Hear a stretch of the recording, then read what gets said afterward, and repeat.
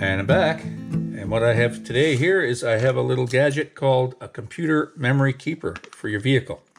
It plugs into a 12-volt outlet, and you put a 9-volt battery on it. And let me show you how that works. So in normal operation, your battery in the vehicle feeds the circuit inside the cab, including that 12-volt outlet.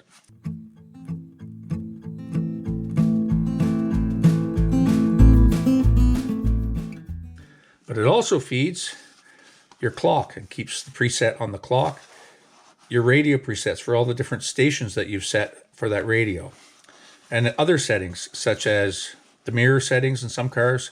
For certain drivers, they'll have a driver number 1, 2, or 3, and it'll automatically save the presets that that driver has set for the mirrors. Same with the seats. And another very important thing that having power to all these all the times does is it saves the trouble codes, which, when you're driving along, you get a trouble code on the engine. It shows a check engine or service engine soon light, shows up on the dash for a short period of time. Then it goes away. Well, that code hasn't really gone away. It's just stored in the computer for later retrieval. When you disconnect your battery, it de-energizes all these circuits, okay, including the ones that are keeping those trouble codes in your computer.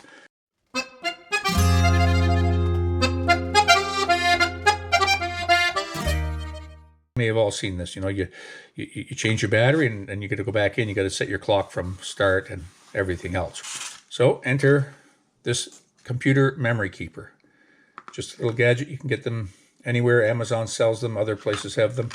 This is made by Performance Tool. This is a W89203, but there's other, like I say, you just look for a computer memory keeper.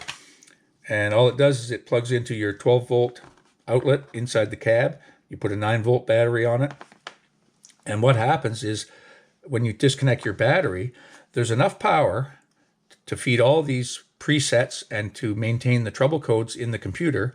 These do not take much of a load off the battery, but they do need a certain amount of power to maintain the memory. Now, even though this is a 12-volt system and this is a 9-volt battery, it's okay, it's close enough, because these use very, very little bits of power.